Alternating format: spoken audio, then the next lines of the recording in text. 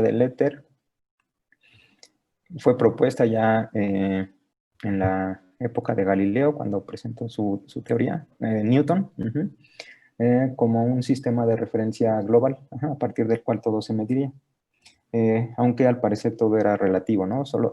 Todo se tenía que medir respecto a un origen, y ese no había un sistema de coordenadas global a partir del cual todo se midiera, ¿no? Entonces aparecieron algunos experimentos donde se explicaban con la presencia del éter, otros con que no era necesario, y había un debate en torno a esto. Y bueno, después alrededor de 1887 apareció el experimento de Michelson en Morley. Y bueno, como les bueno, hay dos versiones. La primera la hizo solamente Michelson, y la segunda ya junto con Morley, con una mayor precisión.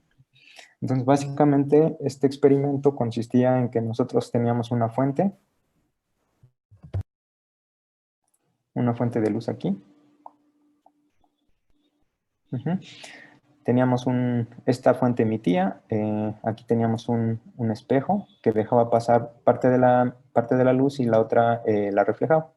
Entonces este era un espejo a 45 grados.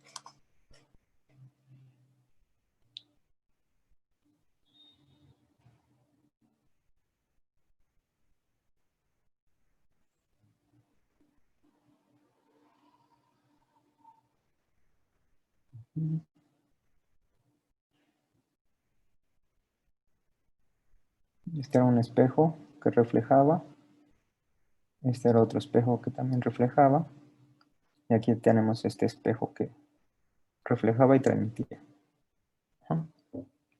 Y aquí teníamos un detector.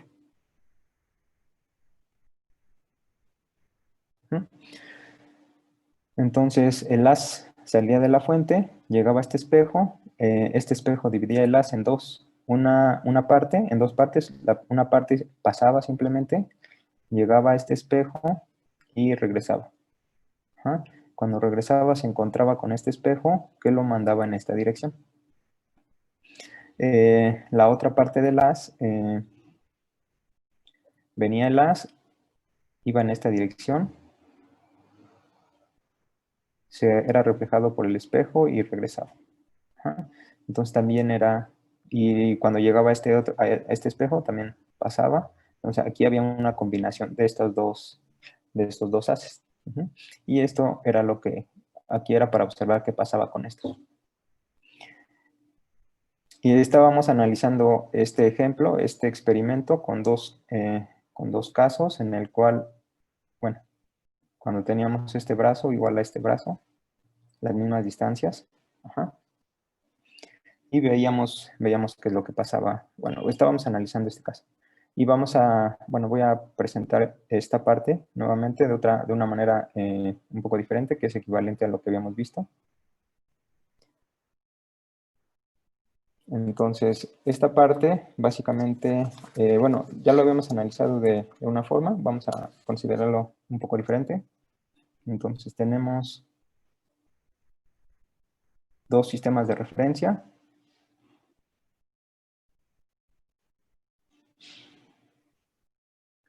Ese es el sistema que está fijo, y hay otro sistema que es el que va a estar moviéndose con cierta velocidad relativo al primer marco de referencia.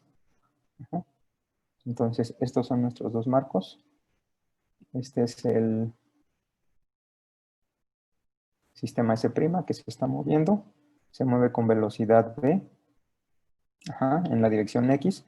Y bueno, este lo podemos llamar el laboratorio, ¿no? Aquí está montado el equipo, todo el sistema. Aquí están ustedes en el laboratorio, y vamos a hacer la medición. Entonces, en este sistema anclado al laboratorio, tenemos el experimento de Michelson. Entonces, este es el espejo que divide el haz, y este es el que refleja. Entonces, aquí el haz va para acá. Otra vez, este es el sistema de laboratorio, que se mueve con velocidad v. con velocidad v respecto a quién. Ajá. Respecto a un sistema S. Ajá. Este sistema va a estar fijo y en principio, bueno, lo vamos a considerar fijo al marco universal, es al éter. Entonces, este es fijo y aquí hay un observador. Ujú. Entonces, nosotros ya sabemos cómo es la transformación entre sistema de coordenadas, dadas por las transformaciones de Galileo. Entonces, una persona que mide algún evento en el sistema S', este sistema, bueno, le vamos a poner coordenada X y coordenada X y X'. Entonces, estas dos coordenadas para esa partícula están relacionadas y ya sabemos cómo es esa relación. X' es igual a X menos BT, donde B es la velocidad del laboratorio. Y de aquí podemos calcular la relación en velocidades, simplemente es la velocidad prima, es la velocidad menos esta velocidad. Esta velocidad es la velocidad de la partícula medida por esta persona que está aquí. Esta velocidad es la velocidad de una partícula medida por una persona que está aquí. Y esta velocidad B es la velocidad del laboratorio, ¿no? La velocidad relativa. Entonces de aquí tenemos que, bueno, ya tenemos esta relación. Ahora, en este sistema S, este es el sistema que está fijo, ¿no? Ajá. La luz en este sistema tiene una velocidad V, C. Ajá. Entonces, esta C va a corresponder a la velocidad que tenemos aquí. Ajá. Entonces, esta relación nos dice que V' es igual a C menos V.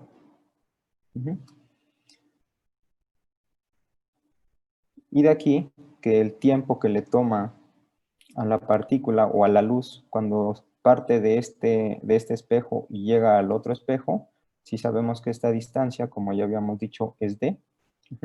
Entonces, ese tiempo que llamamos t1 simplemente es d entre la velocidad, que es c menos v. Y esta es la relación que obtuvimos la vez pasada, de una manera un poco diferente, pero bueno, es equivalente, ¿no? Y espero que aquí esté un poco más claro. Lo único que estamos haciendo es medir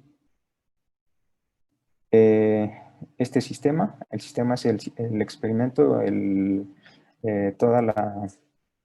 experimento de Michelson y Morley, donde de este espejo, el que está a 45 grados, pasa parte del rayo del haz y llega al otro extremo.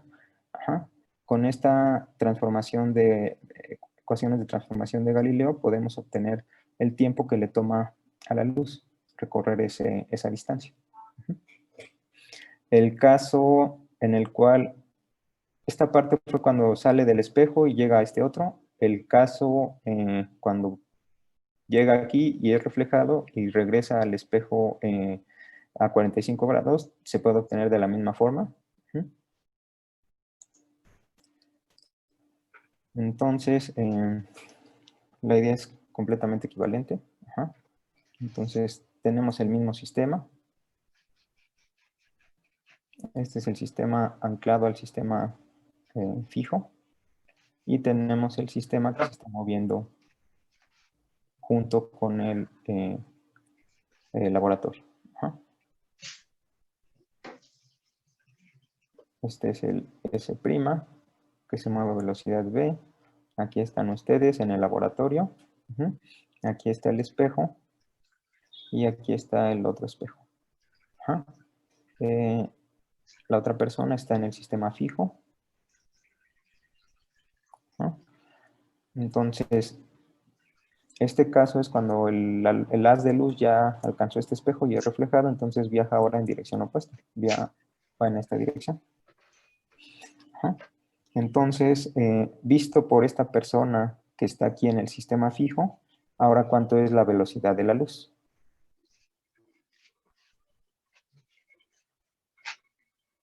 ¿Cuánto sería esa velocidad de la luz? La suma de la velocidad de la luz más la del laboratorio. Pero lo que estamos observando es la luz, ¿no? Básicamente. Aquí dijimos La velocidad medida por esta persona que está aquí, este es el sistema fijo global. Ajá, el sistema es. La velocidad que ve esta persona de la luz es c. Ujú. En el sistema primado, aquí donde se está moviendo con el laboratorio, esa velocidad va a ser c menos b. Ahora consideramos el caso, y esto fue cuando la luz iba del espejo a 45 grados al espejo vertical, cuando va para allá. Ahora vamos a ver el caso contrario, cuando va para acá, cuando va de regreso. En este caso, esta persona, ¿qué va a medir? ¿Cuál va a ser la velocidad de la luz que va a medir? Pues C también, ¿no? Sí, Mm, porque tiene que, o sea, C es la velocidad de la luz, no puede ir más rápido. Ajá, sí, pero va a ser C. Y sí tiene que, ajá, no puede ir más rápido porque este sistema está fijo, ¿no? Y está fijo y es respecto al cual se está midiendo la velocidad de la luz. Este es nuestro sistema global. Entonces, medido desde este sistema, la velocidad es c. Entonces, cuando va para allá el haz, mide c. Y cuando va para acá, ¿cuánto va a medir?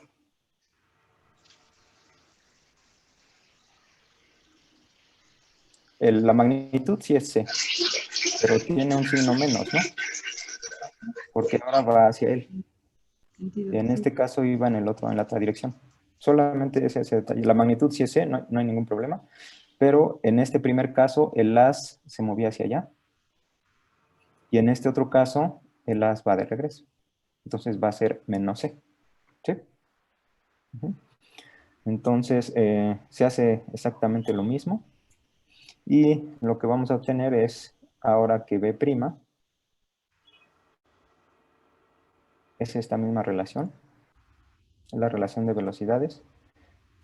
B' va a ser la velocidad en el sistema fijo, que es menos c, y la velocidad menos la velocidad de este sistema, menos b.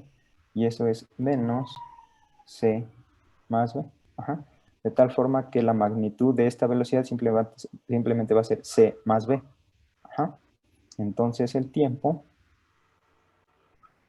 esta distancia es la misma, d, es d entre c más b. Ujú. Entonces ya tenemos los dos tiempos que ya habíamos obtenido, t1 y t1'. Se puede calculamos el tiempo total. Ujú. Y ese tiempo total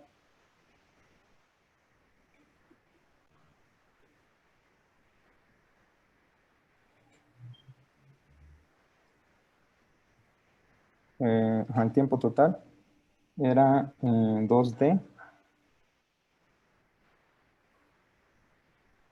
era la suma de estos dos tiempos, este y este, el de cuando se mueve de izquierda a derecha y el tiempo que le toma recorrer el camino moviéndose de derecha a izquierda. Ajá.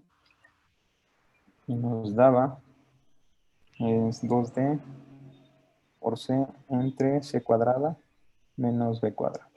Ajá. Y después, bueno, esto ya lo hemos obtenido. Después analizamos el caso cuando el haz se movía del espejo hacia el espejo superior y del de regreso. Ajá. Y bueno, este análisis lo vamos a dejar ahí tal cual. Entonces, ese otro tiempo lo vamos a llamar t perpendicular. Es igual a 2d entre c cuadrada menos b cuadrada. Ajá. Y bueno, vemos que hay una diferencia de tiempos. Entonces, el tiempo que le toma al haz ir de aquí a aquí es diferente al tiempo que le toma a las recorrer esta otra distancia. Ajá. Cuando se mueve, cuando está aquí el observador, ¿no?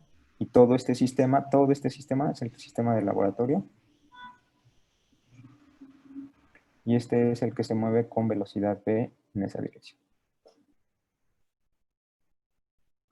Ujú. Son las cantidades que aparecen aquí. Y d es el largo de los brazos. Y bueno, ya que se tienen los dos tiempos, se pueden calcular el tiempo total, que simplemente este lo podemos llamar t paralelo, porque es el que se mueve paralelo a la dirección de movimiento. Entonces el tiempo total ser el t paralelo más el t perpendicular. Pero bueno, con esto y podemos calcular cuál es la diferencia de distancias viajadas, porque si nosotros ya conocemos el tiempo que le toma recorrer esta distancia y este tiempo que le toma recorrer esta distancia, y esos tiempos no son diferentes, entonces aquí hay un tiempo que llamamos tiempo perpendicular, y a este tiempo, y para recorrer esta distancia, ida y vuelta, le toma un tiempo diferente, que ya vimos que es el t paralelo, pero como están recorriendo la misma distancia, visto por este observador, entonces va a haber dos longitudes.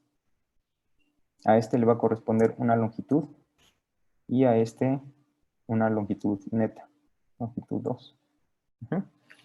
Y eso se puede hacer directamente. Ya tenemos las distancias, ya tenemos el tiempo que le toma recorrerlo, la distancia recorrida, entonces podemos calcular la distancia que recorre la luz en esta dirección y lo mismo en esta dirección. Y resulta que esas dos distancias van a ser diferentes, y tienen que ser diferentes porque están recorriendo la misma distancia, pero le toma tiempos diferentes. Entonces vamos a tener dos distancias diferentes, L1 y L2. ¿Cuál es la diferencia entre esas dos distancias? ¿Qué tan diferentes son? Lo podemos hacer si calculamos delta L, L1 menos L2. Y esto, bueno, la expresión se puede hacer, no hay ningún problema. Otra vez ya tenemos los tiempos. Bueno, déjenme poner eso aquí entonces.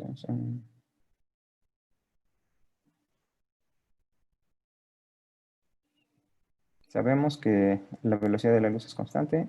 La velocidad es simplemente, en el caso general, la distancia recorrida entre el intervalo de tiempo que le toma recorrerlo.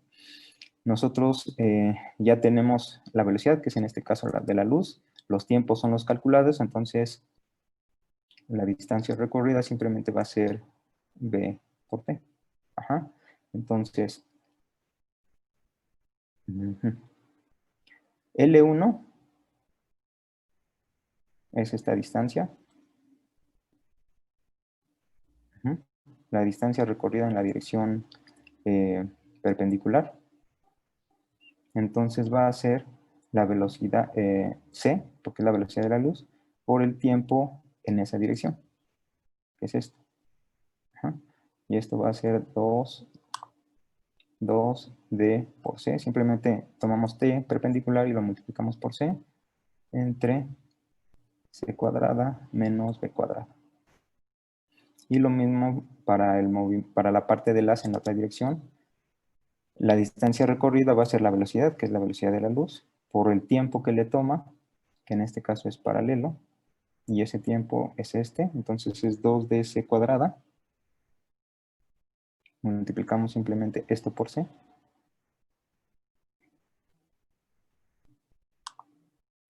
B cuadrada. Y ya tenemos las dos distancias recorridas. ¿Qué tanto difieren? ¿Cuál es la diferencia? Podemos calcular simplemente tomando L2 menos L1. Bueno, esto se puede calcular sin ningún problema, pero el punto es que sí hay una diferencia de caminos recorridos. Y a partir de esta diferencia, y escribiendo la luz como una onda, podemos ver cómo es ese patrón de interferencia que se vería. Esa parte no la vamos a desarrollar, pero bueno, lo importante es esto, ¿no? Que sí hay una diferencia en las longitudes recorridas. ¿Por qué? Porque hay un tiempo, ¿no? Una diferencia de tiempo que le toma la luz en recorrer ya sea esta trayectoria o esta trayectoria. Ahora, ¿por qué aparece esta diferencia? Como ya habíamos mencionado, es debido a la superposición de ondas, ¿no? Entonces, cuando tenemos dos ondas,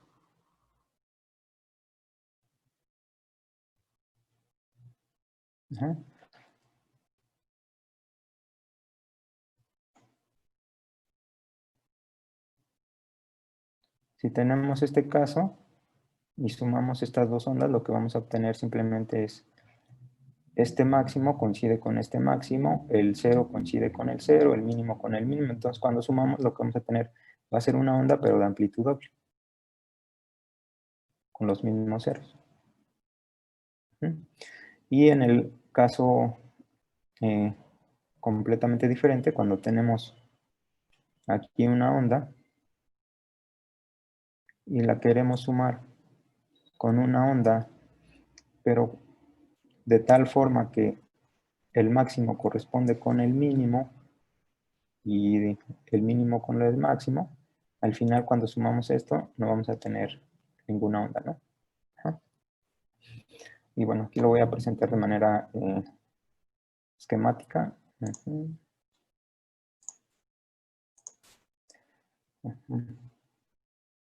Entonces, tenemos una onda. Ajá. Hay que, nada más fíjense en esta onda, es la onda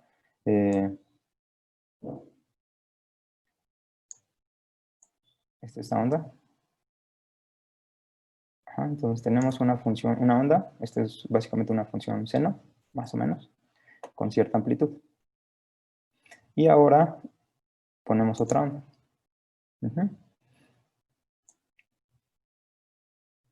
El que estén en fase quiere decir que el ángulo inicial es igual, ¿no? En ese caso, quiere decir que las dos ondas coinciden perfectamente.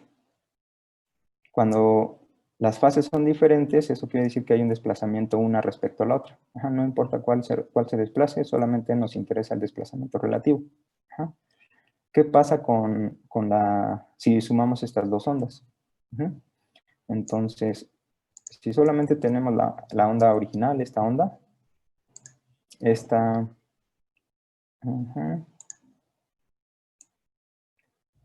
Es lo que decíamos, ¿no? Si tenemos exactamente las dos ondas superpuestas, los ceros van a coincidir siempre.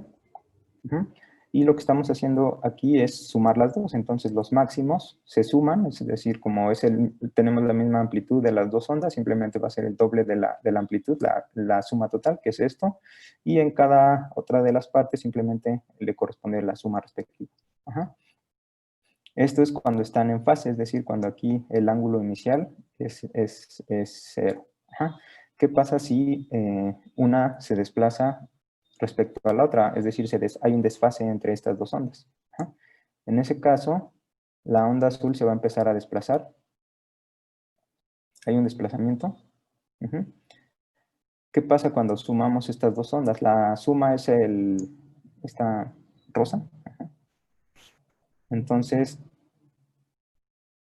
la amplitud empieza a disminuir. Ajá. Porque los máximos ya no están correspondiendo. Ajá. Este máximo ya no corresponde con este máximo. Entonces, aquí, por ejemplo, este máximo de la onda fija, de una de las ondas, no va a corresponder con el otro máximo, entonces la amplitud no va a ser el doble, simplemente va a ser la suma de este máximo más lo que le corresponde de la otra onda. Entonces, si suman esta altura desde 0 más esta altura, nos va a dar este punto. Ajá. Y el caso extremo es cuando están fuera completamente desfasadas, ¿no? En 90. Ajá. En este caso, ¿qué es esto? Más o menos. El máximo corresponde con el mínimo, entonces cuando sumamos el máximo y el mínimo nos da 0. Este punto tiene este punto que vale exactamente lo mismo, solamente cambia de signo, entonces nos da 0, aquí son los ceros y entonces no tenemos nada. Entonces aquí no veríamos absolutamente nada. Ajá. Y bueno, y ese es el comportamiento general, ¿no? Entonces lo que veríamos aquí es zonas de luz. Aquí en el...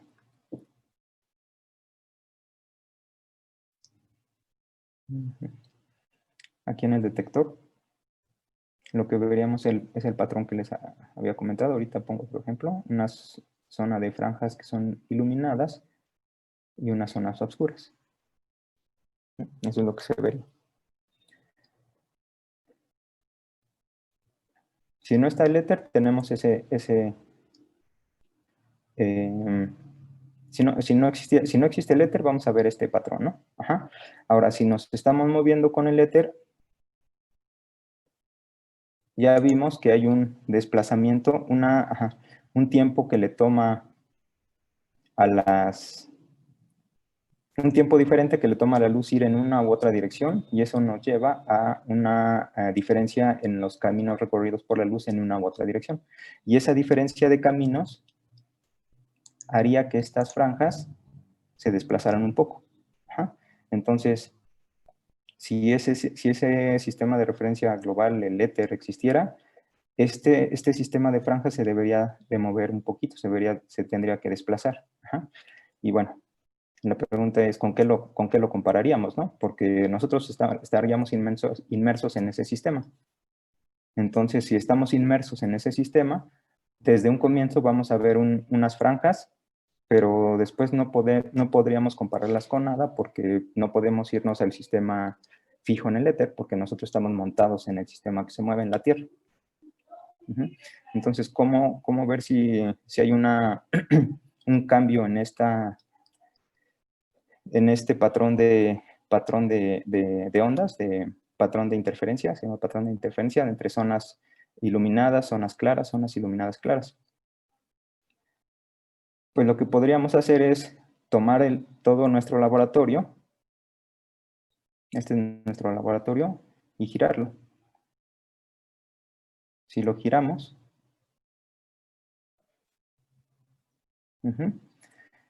y si suponemos que la Tierra se mueve en esta dirección, entonces ahora los brazos van a quedar, todo esto está en nuestro sistema de laboratorio, lo giramos completamente y entonces vamos a tener una alineación diferente. Ahora este brazo no va a estar alineado en la dirección del movimiento terrestre. Y eso hace que esta relación que obtuvimos, estos tiempos recorridos sean diferentes. Estos tiempos serían diferentes, las longitudes serían diferentes y ahí habría un movimiento de las franjas.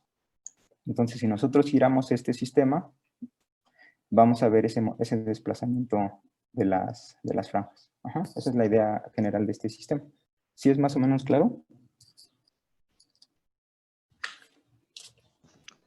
Sí.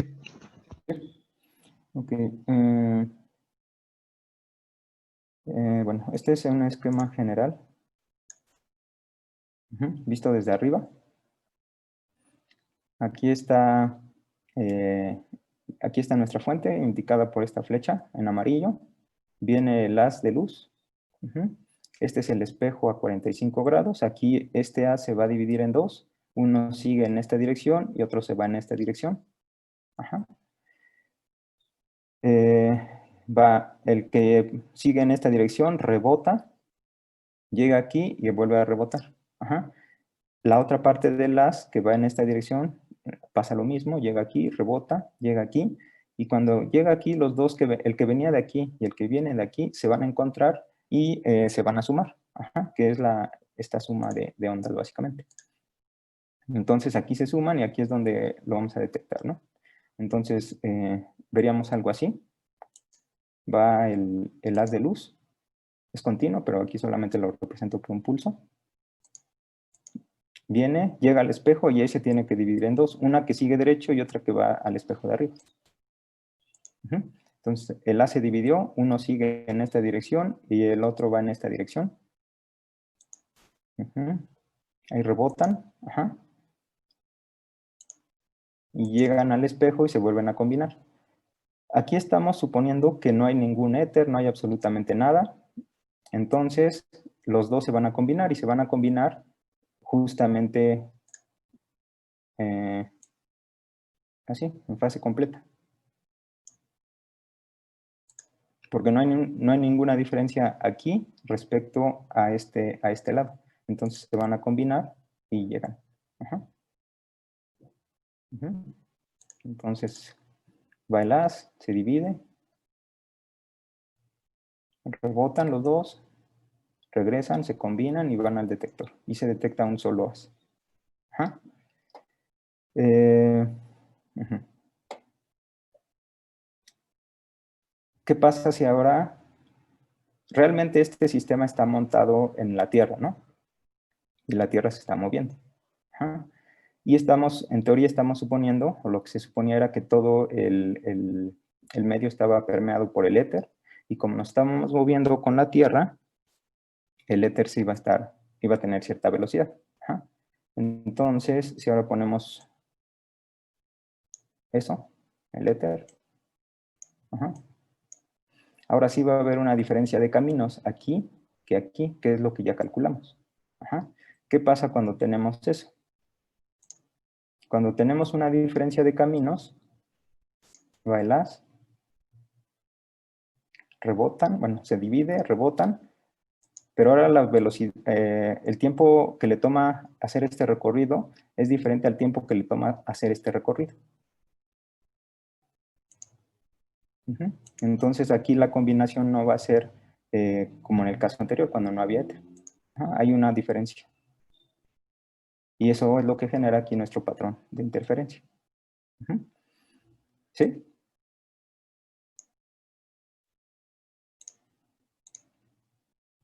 Entonces va, rebota, debido a este movimiento. Ajá, entonces nosotros nos estamos moviendo en esa dirección. Y ahí está, ¿no? Ajá.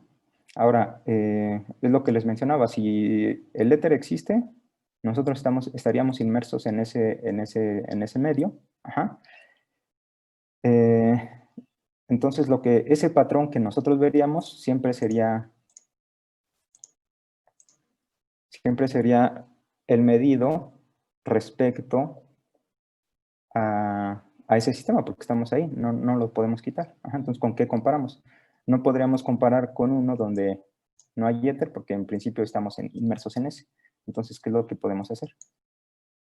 Lo que podemos hacer es tomar este dispositivo y rotarlo. Ajá, lo podemos rotar en cualquier dirección. Ujú. Y eso va a hacer que los tiempos que le toma en recorrer cada uno de los brazos van a ser diferentes, porque ahora la luz se está moviendo relativa a este éter de manera diferente. Ujú. Entonces aquí sí, ahora sí veríamos un desplazamiento cuando rotamos todo este sistema. Ajá. Y aquí voy a poner uno más general. Este es un poco más similar al que se utilizó. Básicamente se tenía una placa, no sé, creo que era de concreto, no recuerdo. Ajá. Y aquí se emitía la luz, es un emisor de luz. Este es nuestro espejo y divide el haz en dos partes. Uno que va a este otro espejo, rebota y regresa. Y el otro haz es el que viene aquí, a este otro espejo, rebota y aquí se combinan y llega aquí. Ajá. Entonces, si se emite la luz, se divide.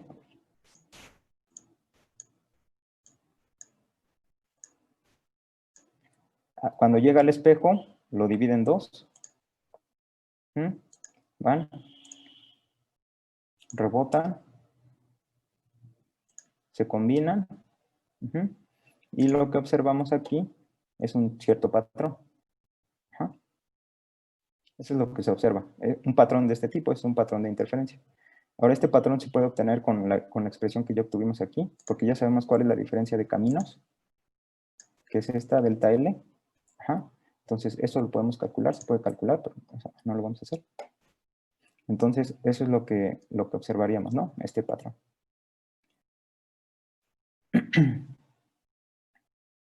Si nosotros rotamos este sistema y toda esta mesa, fue un cálculo, bueno, no un cálculo, un experimento complicado porque tenía que ser bastante preciso. Tenían que eliminar cualquier perturbación que pudiera mover todos los espejos. Y bueno, una forma de eso es, la forma en que lo hicieron fue montar todo esto en una tina, en un recipiente que contenía mercurio. Ajá, entonces toda esta mesa estaba montada sobre mercurio y se podía rotar, ¿no? Entonces, si rotábamos esto, Vemos que no pasa nada. Aquí estamos suponiendo, este es el caso donde no hay éter. Ajá. Entonces, pues si rotamos eso, no pasa nada. Ujú. ¿Qué pasa si ahora suponemos que es lo que se hizo o se creía que había es la presencia del éter? Ajá. Entonces, tenemos eso. Ujú. Entonces, pasa exactamente lo mismo. Tenemos el A, se divide, llega a los dos espejos, rebota, aquí se recombina y lo que observamos es este patrón.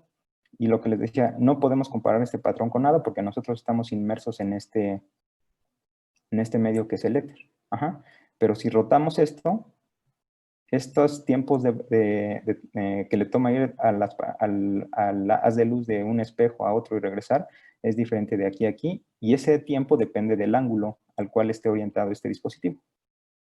Entonces, si ahora giramos esto, si se fijan un poco aquí, en la región donde se mide, hay un desplazamiento de esas líneas.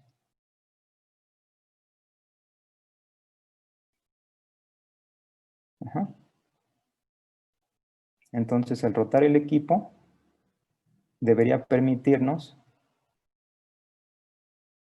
determinar o ver la presencia, la existencia real de ese éter, porque veríamos un movimiento de esas franjas. ¿Por qué? Por ese tiempo que le toma ir a la luz de aquí a aquí y regresar, que es diferente de aquí a aquí. Eso cambia los desplazamientos netos y hay una diferencia entre esos dos que da este corrimiento. ¿Qué es lo que se observó? Lo que se observó fue esto, ¿no? Rotaban el sistema y no se veía absolutamente ningún corrimiento en ninguna dirección. No pasaba absolutamente nada. Entonces, este es el experimento de Michelson y Morley, de manera general. Y bueno, es eso, ¿no? No detectan nada, no se ve absolutamente nada en el cambio del patrón. ¿Sí es más o menos claro?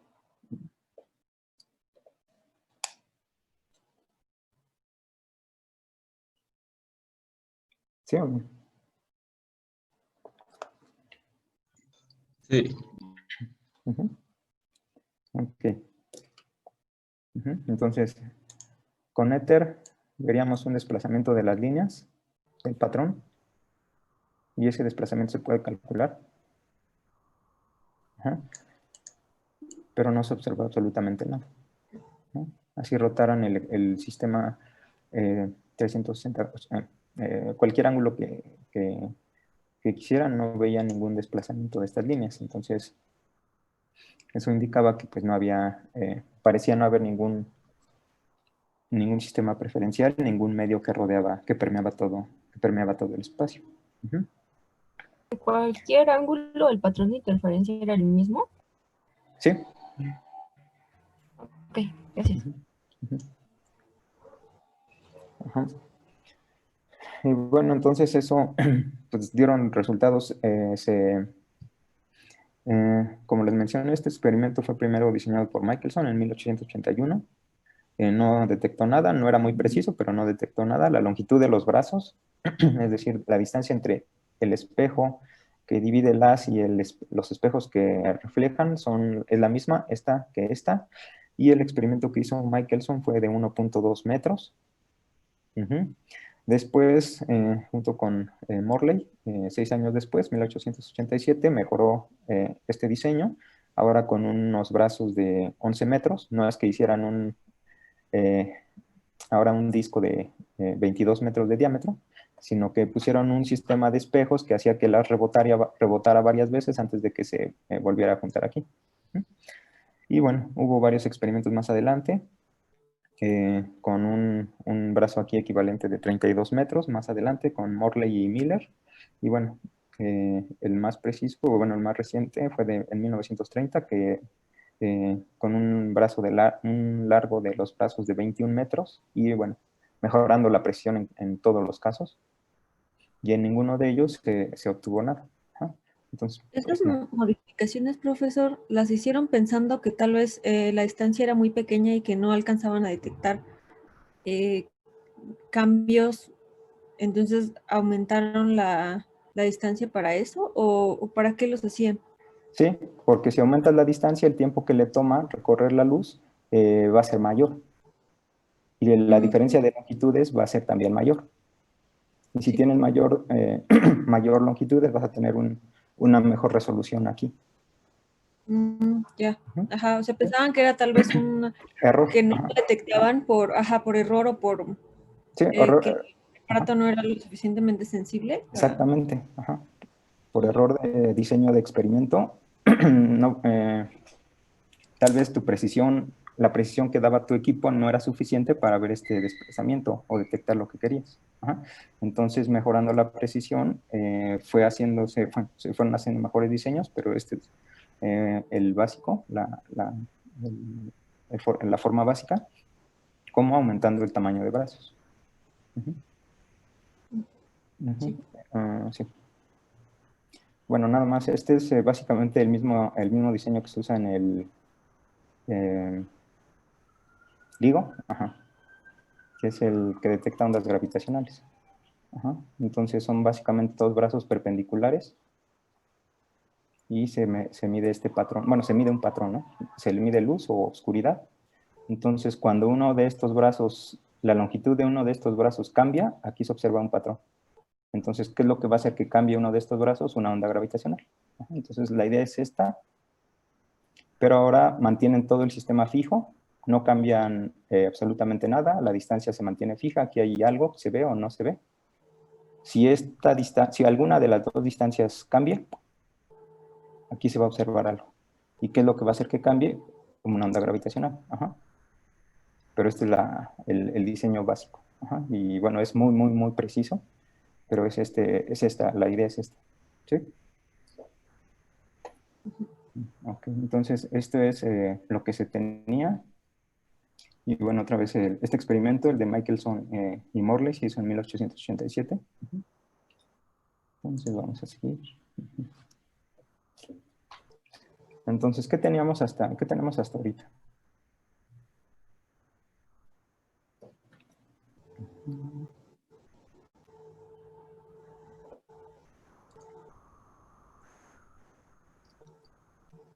Entonces, y bueno, eh, como estos resultados eran negativos cuando se presentaron, se trató se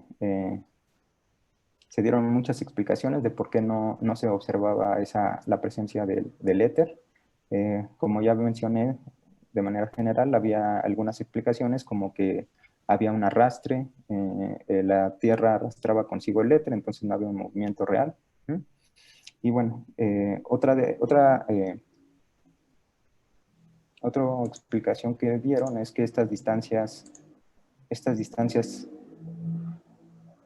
entre uno y otro espejo, entre este y este espejo, cambiaban, se modificaban, aunque después se dieron cuenta, bueno, después de la teoría especial de la relatividad parece que sí, la explicación que daban, aunque corregía eso, no era la correcta, ¿no?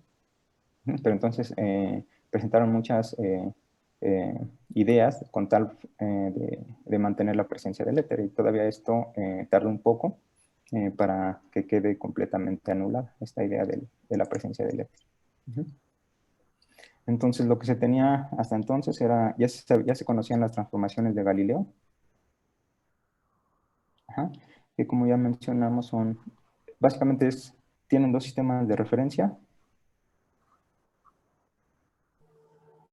uno fijo, y uno que se mueve respecto al primero con una cierta velocidad v, S', moviéndose a velocidad v respecto a este sistema.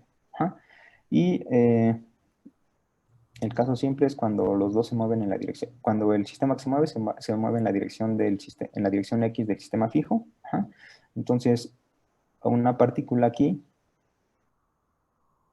este sistema, en la persona que está en el sistema fijo, le va a dar le va a asignar unas coordenadas X, Y, Z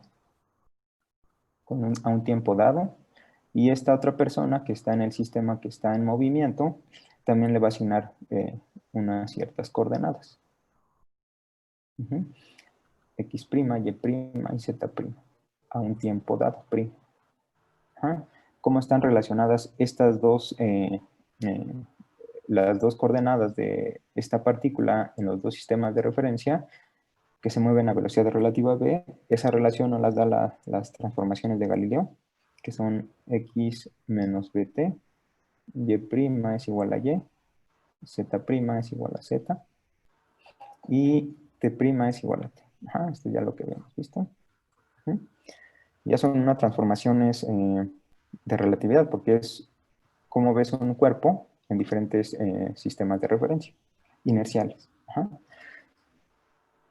Lo importante de estas transformaciones es que, como ya vimos, dejan invariante las leyes de Newton.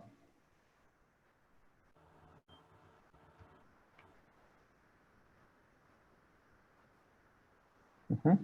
¿Qué quiere decir que dejan invariante las leyes de Newton?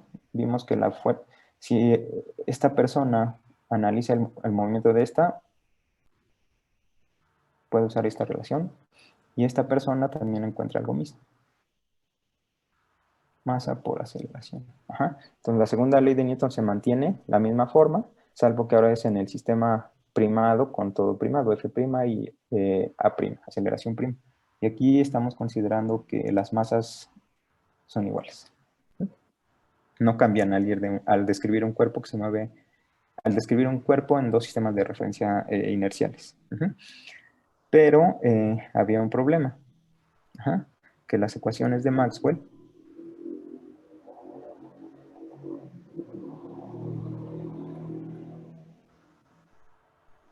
cambian.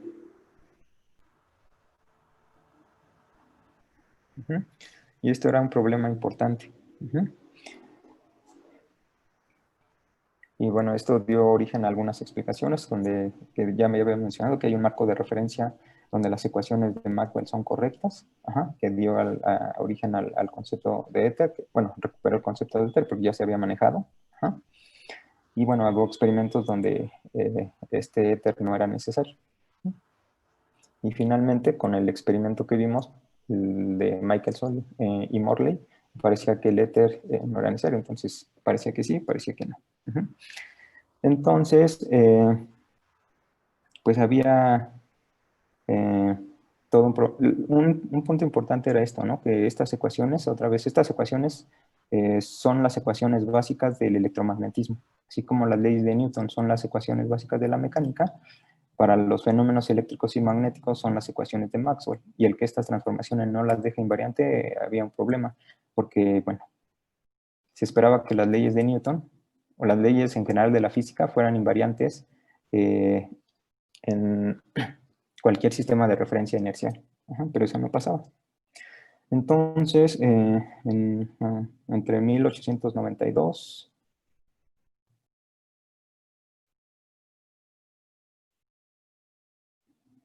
y 1904, Lorentz estuvo trabajando en tratar de encontrar unas transformaciones. Sabía que las de Galileo no funcionaban, pero quería encontrar unas ecuaciones de este tipo que relacionara, que diera una relación entre las diferentes componentes de una partícula en dos sistemas de referencia inerciales, de tal forma que se cumplieran las ecuaciones de Maxwell. Era, ¿cómo encontrar esta regla de transformación? Y bueno, lo hizo para algún caso particular. Y esas transformaciones las voy a poner aquí, más adelante las vamos a deducir. Entonces, x' es igual a x menos bt, que es similar a las de Galileo, x menos bt, por un factor aquí. Y' igual a y, z' igual a z, y t' es igual a t. En el caso de Galileo, los tiempos eran iguales. Aquí ya no. T era igual a t menos b entre c cuadrada por x por gamma. Donde gamma es este factor, 1 entre 1 menos b cuadrada entre c cuadrada en un medio. Entonces, estas eran las transformaciones de Lorentz, que sí dejan invariante las ecuaciones de Maxwell.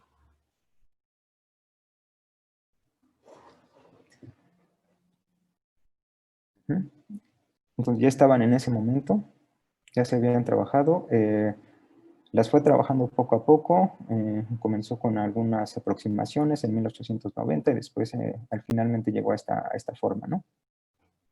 Pero este era para un caso muy particular. Más adelante, Poincaré hizo el caso general. Pero bueno, esta es la forma en la cual hay que hacer la transformación, ¿no? Entonces, hasta este punto había algunas posibilidades, ¿no? Que las ecuaciones de Maxwell estuvieran equivocadas.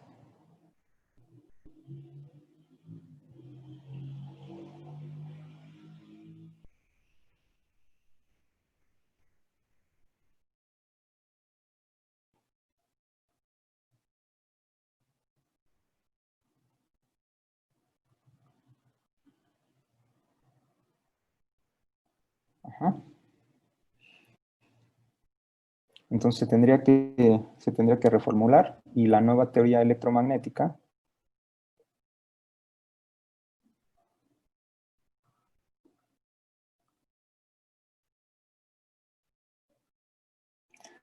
tendría que ser invariante ante las transformaciones que ya se conocían, que eran las de Galileo.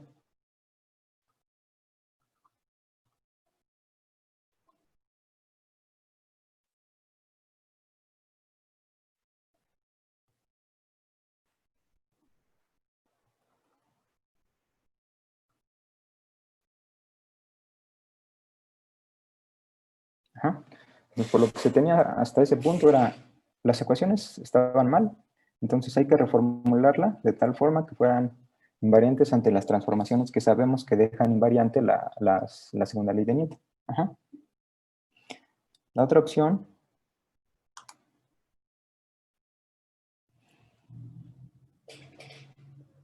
era que la relatividad de Galileo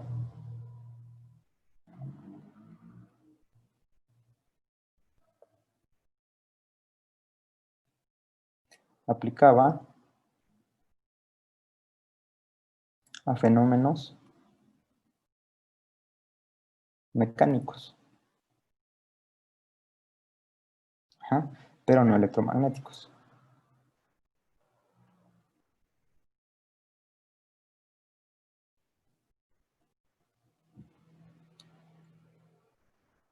Porque estos fenómenos electromagnéticos requerían un marco de referencia privilegiado.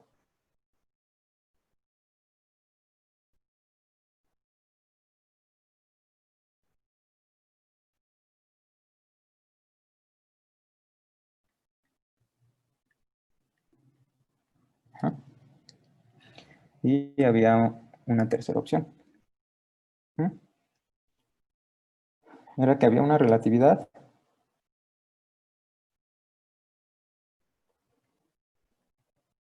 o una teoría de la relatividad aplicable a todos los fenómenos físicos y electromagnéticos.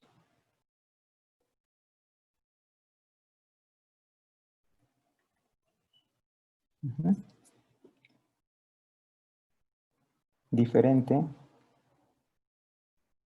a la de Galileo.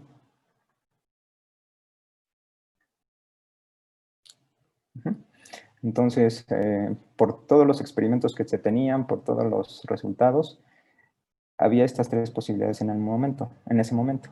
O las ecuaciones de Maxwell están mal, entonces hay que reestructurarlas de tal forma que sean invariantes a las transformaciones que ya sabemos, que funcionan para el caso mecánico, que son las de Galileo. Otra era que esas transformaciones o la relatividad de Galileo funcionaba para fenómenos mecánicos, pero no para los electromagnéticos. Ajá. O que había otra teoría de la relatividad que era aplicable a todo tipo de fenómenos físicos y electromagnéticos. Ajá. Y bueno, Einstein, como saben, se optó por esta tercera, ¿no? Ajá. Entonces, no es que las ecuaciones de Maxwell estuvieran mal, y sí debe haber una teoría de la relatividad que haga que, bueno, que sea aplicable a tantos fenómenos mecánicos como electromagnéticos. Ajá, diferente a la que ya se conocía, a la de Galileo. Ajá. Y bueno, Einstein, bueno, cuando presentó su teoría ya se conocían estas transformaciones, que son las de Lorentz, que dejan invariante las ecuaciones de Maxwell, que son importantes. Ajá. Pero bueno, entonces el desarrollo de toda la teoría de la relatividad de Einstein está basado en el rechazo del concepto del éter, no hay éter. Uh-huh. Y bueno, y dice que acepta esto, ¿no? Que esa relatividad nueva tiene que ser aplicable a todos los fenómenos físicos, mecánicos y electromagnéticos. Ajá. Entonces, en base a eso, hay dos postulados, ajá, que son los postulados de Einstein.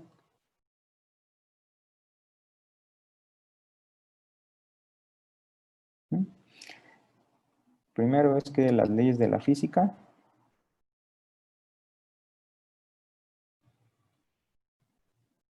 son las mismas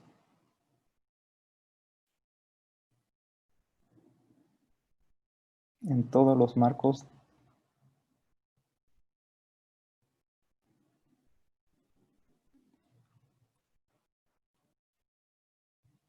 de referencia inercial.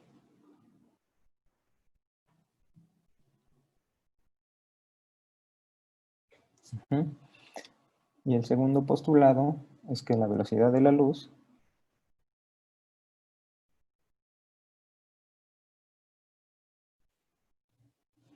en el vacío es la misma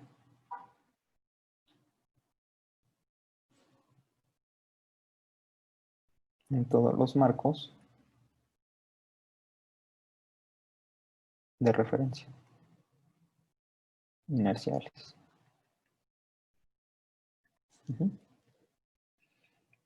Entonces, a partir de esto se desarrolla toda la teoría especial de la relatividad. Y bueno, al parecer Einstein no conocía el trabajo de Lorentz, es decir, no conocía estas transformaciones. Y bueno, por lo que ha mencionado, tampoco había escuchado del experimento de Michelson y Morley. Ajá. Todo su trabajo, según se desarrolló utilizando el concepto de que la velocidad de la luz es la misma, ¿no? En todos los marcos de referencia inerciales. Entonces vamos a ver qué es lo que pasa, qué es lo que tenemos ahora.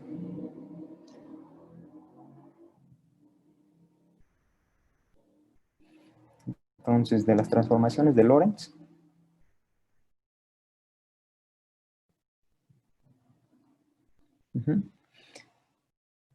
básicamente tenemos dos marcos de referencia.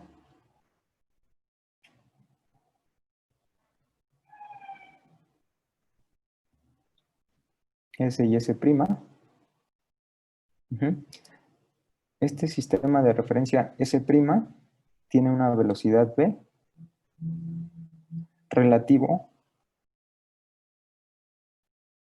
al sistema S. Ajá. Entonces, como en el caso de Galileo, tenemos dos marcos de referencia, uno fijo, otro móvil. La velocidad relativa entre ambos es v. Esa velocidad es la velocidad del sistema S', medido respecto al sistema fijo. Ajá. Y bueno, Vamos a considerar el caso simple, donde esa velocidad simplemente es v en la dirección y. Ajá. Otra vez se está moviendo en la dirección del eje X. También vamos a considerar que los dos marcos coinciden cuando t es igual a 0 en los dos sistemas. Entonces el origen de los dos sistemas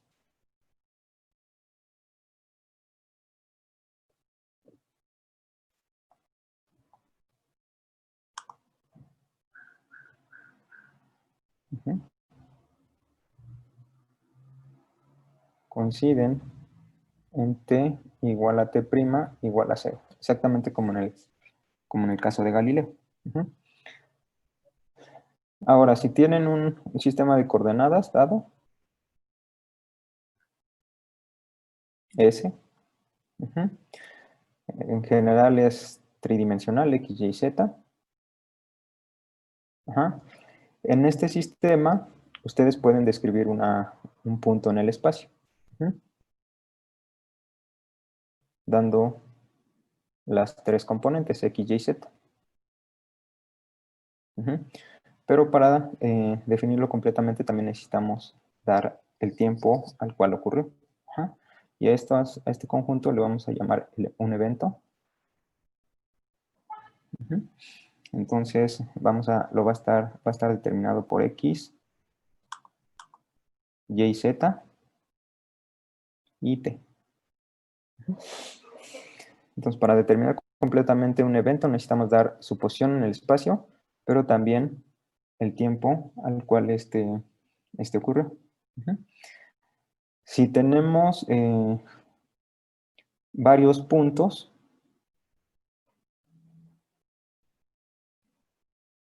lo que estamos haciendo es seguir a la trayectoria, seguir a la partícula.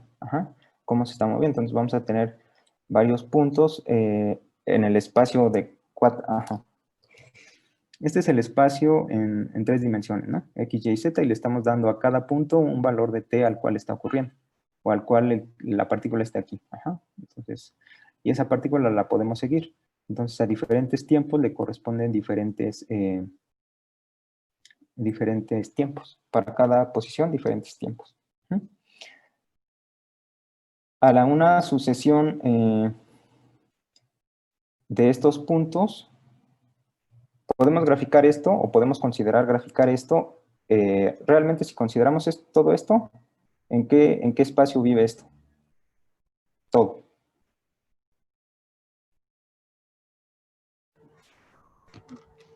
¿En R4? 4 dimensiones, ¿no? Son las 3 espaciales más una temporal. Entonces, realmente este evento vive en un espacio de 4 dimensiones. Como sea, aquí ya está T. Entonces, y Z está por ahí, y T, ¿no? Entonces, a este evento le corresponden ciertas coordenadas, X, Y, Z y T. Y una sucesión de estos puntos nos va a dar la historia de este suceso. Y a esto se llama la línea del universo de la partícula.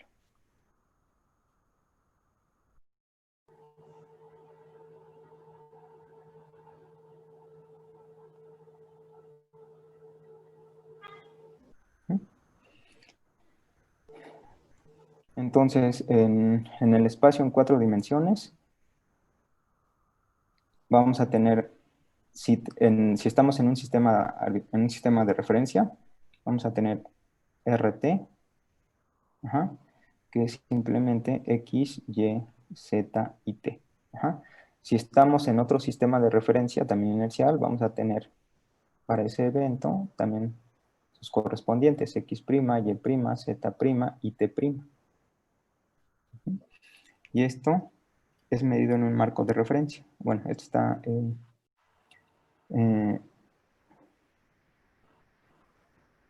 este es el sistema S. Entonces aquí está nuestra partícula con sus 4 componentes, X, Y, Z y T. En este sistema S podemos calcular la velocidad de esa partícula, que va a ser igual a Vx, Vy y Vz. Si tenemos otro sistema de referencia, S', ajá, en este sistema de referencia S', también podemos medir la velocidad de la partícula. Bx', By' y Bz'. Ujú. Si nosotros consideramos, por ejemplo,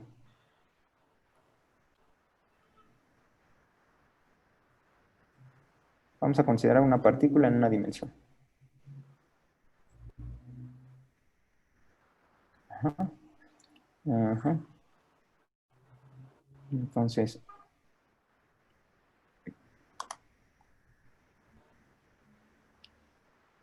una partícula en una dimensión, y aquí está, ¿no? En x0. Ujú.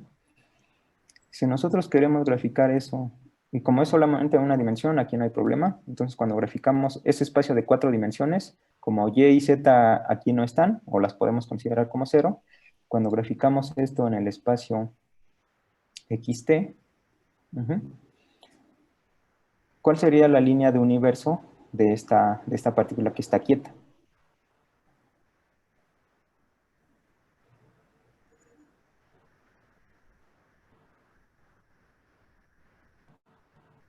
Ujú. Dijimos, si nosotros consideramos todas las coordenadas de una partícula, es decir, para determinar completamente la posición de la partícula tenemos 3 coordenadas espaciales y una temporal. Ajá.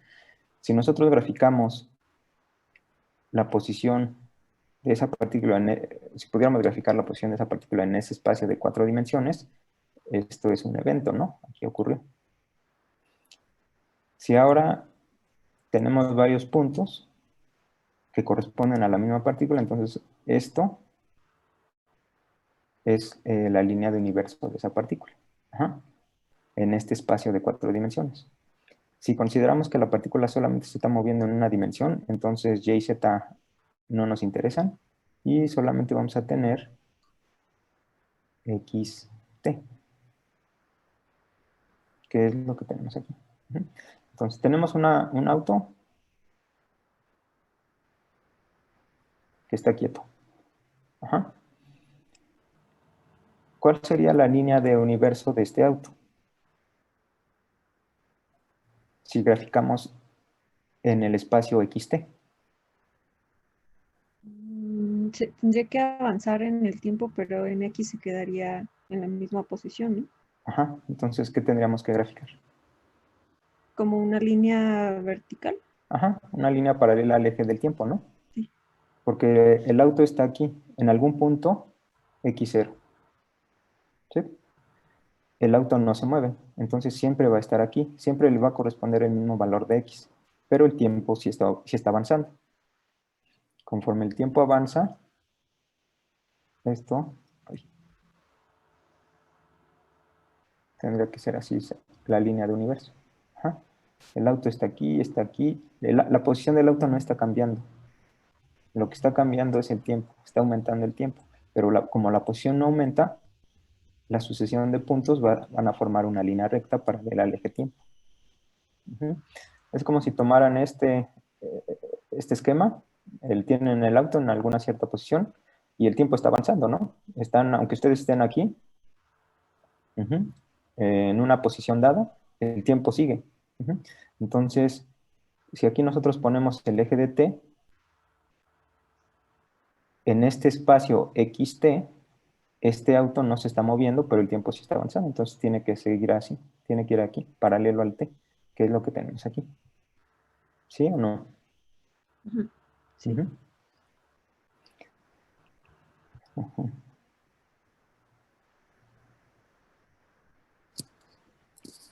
Si ahora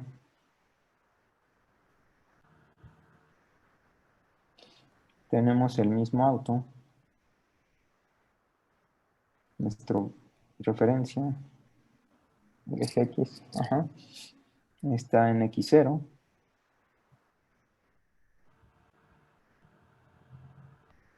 pero ahora se mueve en esa dirección, con una velocidad Vx.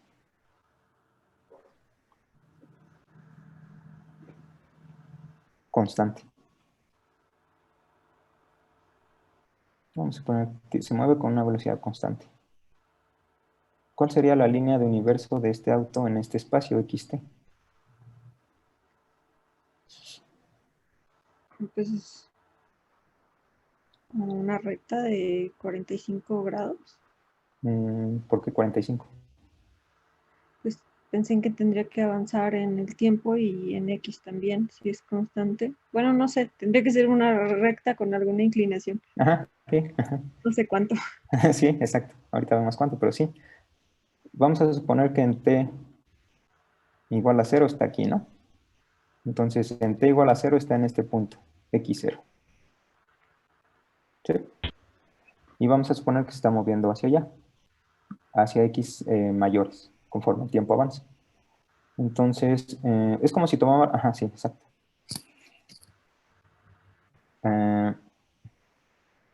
Tenemos aquí el caso donde el auto no se mueve. Entonces, está aquí alguien y le toma una foto al auto. Ajá. Entonces está ahí. Si le toma otra foto, el auto va a estar ahí, el auto va a estar ahí. Entonces tiene diferentes fotografías para tiempos diferentes. Si expande esas fotografías, lo que va a ver son estos puntos. El auto siempre está ahí, el auto siempre está ahí, está quieto, está quieto. Después de 1 hora sigue ahí. Después de 2 horas, el auto está en x igual a x0. Después de 3 horas, el auto sigue en x0, pero el tiempo sigue avanzando. ¿Qué pasa si ahora este auto se está moviendo y se mueve en esa dirección? Vamos a suponer que aquí esté igual a 0. Ajá. Y hay una persona. Y esa persona toma otra vez fotografías. Después de que pasó, por ejemplo, 1 segundo,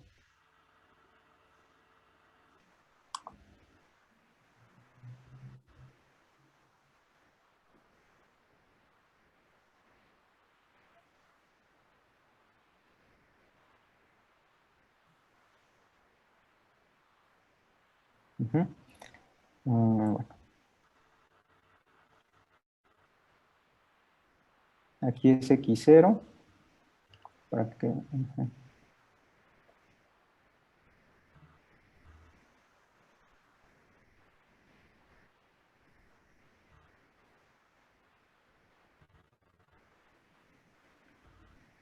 entonces está el auto aquí. Esto está igual a 0. Y se mueve hacia allá con una velocidad v. X. Ajá. Entonces aquí hay una persona y toma una foto, en t igual a 0 el auto está aquí. Después de un cierto tiempo, 1 segundo, lo que sea, como se está moviendo con velocidad v, el auto ya se movió. Ajá. Después de 3 segundos, el auto ya avanzó más. Ajá. Después de un cierto tiempo sigue avanzando el auto. Ajá. Entonces es como si estuviéramos aquí graficando x contra t.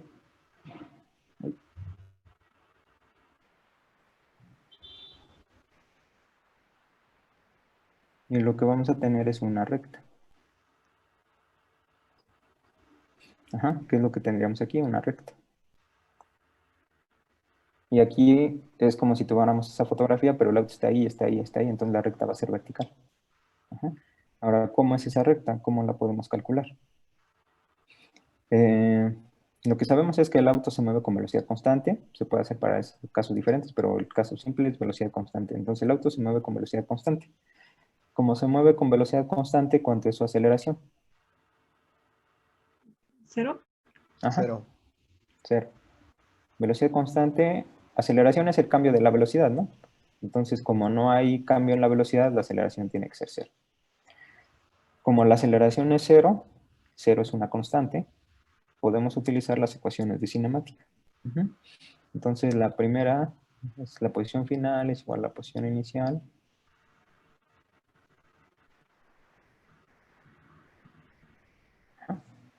La aceleración es 0, entonces este término no está.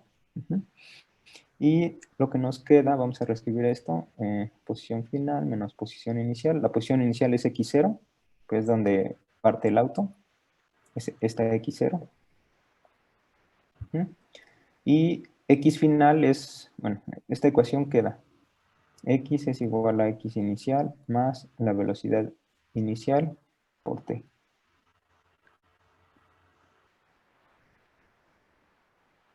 En el caso particular que estamos tratando, x inicial es igual a x0, x final la vamos a llamar x,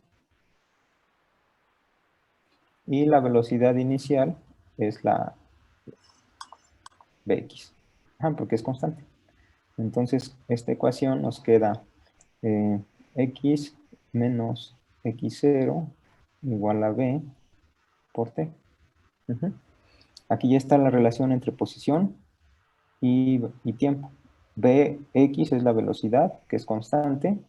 X0 es el punto de partida. Entonces, de aquí podemos encontrar t. Es igual a x menos x0 entre bx. Y esto lo escribimos como 1 entre bx por x menos x0 entre b por x, bx. Entonces, esta es la ecuación para la línea de universo.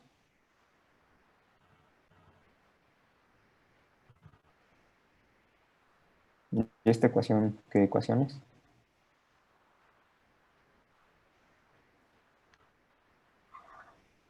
En un espacio x contratiempo, esta ecuación que está representando.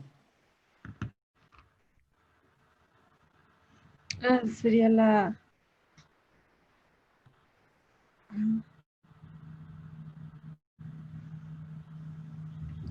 Es una línea recta, ¿no? ¿Es la ecuación recta?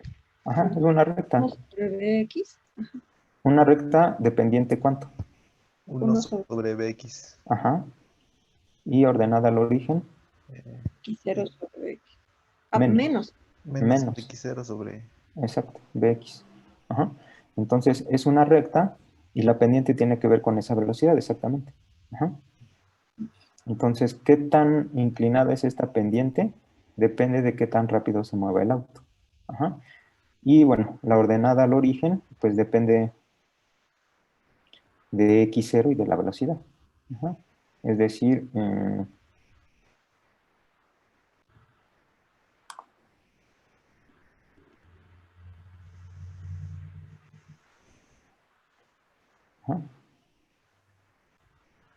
este es x0, la pendiente es 1 entre la velocidad, y este punto, que es la ordenada al origen, depende de x0 y de la velocidad, depende de los dos. Ajá. Y eso define completamente esa recta.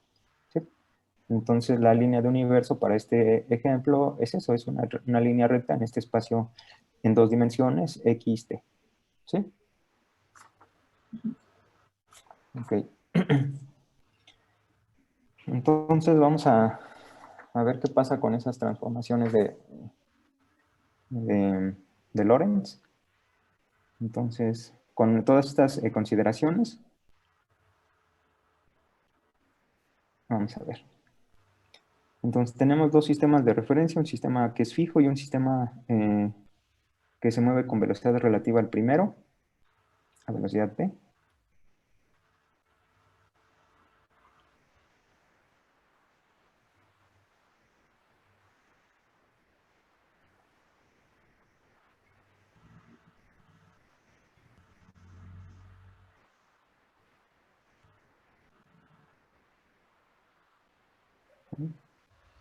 Entonces, es z', se mueve en la dirección x, y', este es el sistema primado, este sistema se está moviendo con velocidad v,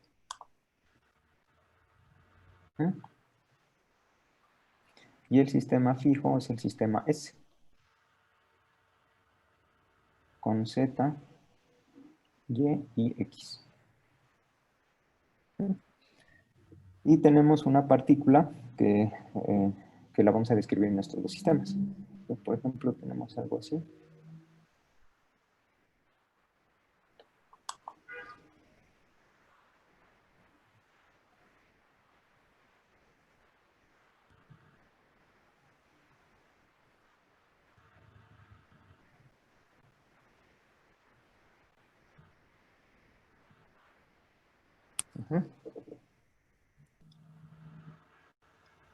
Ahí está, ¿no?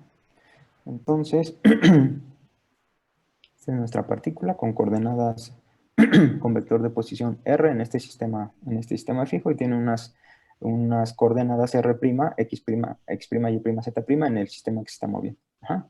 Entonces, este punto en el sistema S tiene coordenadas X, Y, Z. Y en el sistema S' tiene coordenadas X', Y' y Z'. La velocidad de esta partícula en este sistema de referencias S, es Vx, como ya saben, es la derivada de x con respecto a t. Vy es la derivada de y con respecto al tiempo. Y Vz. Vz en dt. Ajá. Lo correspondiente aquí, en el sistema primado. Entonces, en este sistema, Vx' es la derivada de x' con respecto a t'. Vy' es la derivada de y' con respecto a t' y Vz' es la derivada de z' con respecto a t'. Ajá. Entonces tenemos las componentes en los dos sistemas de la partícula XYZ, XYZ' y sus correspondientes velocidades, componentes de las velocidades Vx, Vy y Vz y Vx', Vy' y Vz'. Ajá. Entonces lo que queremos es encontrar cómo van a transformar estas coordenadas X, Y, Z en el marco de referencia S y X', Y', Z' en este otro sistema de referencia primado, S'. Entonces lo que queremos es, dado X, Y, Z y T, encontrar X', Y', Z' y T'. Y bueno, una vez que ya tenemos esto, también podemos regresar, ¿no? Entonces eso es lo que queremos hacer. Y bueno, vamos a vamos a suponer un tipo de transformación. Y por simplicidad, como en el caso de Galileo, como está representado en este sistema, vamos a considerar que Y' es igual a Y Z' es igual a Z. Ajá. Entonces, esas son las consideraciones. Y el punto importante de donde vamos a obtener todo es que la velocidad de la luz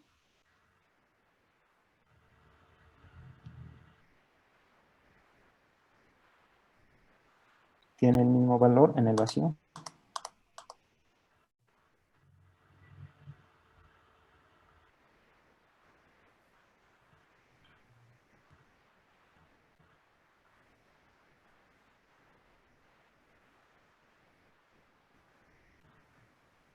en todos los marcos de referencia.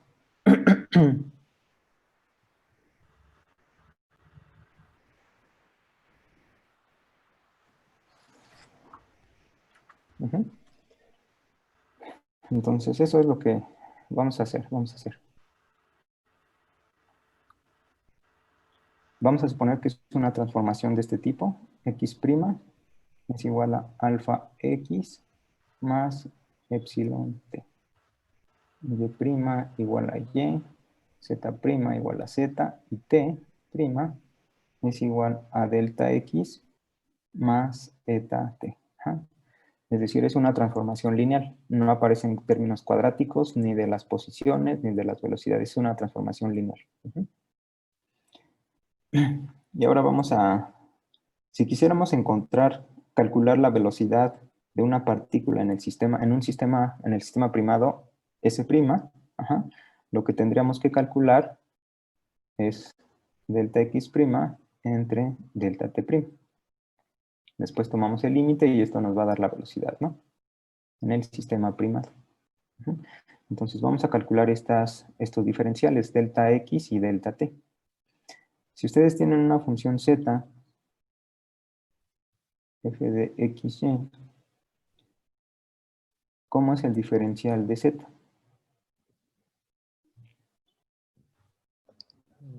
¿Sí se acuerdan?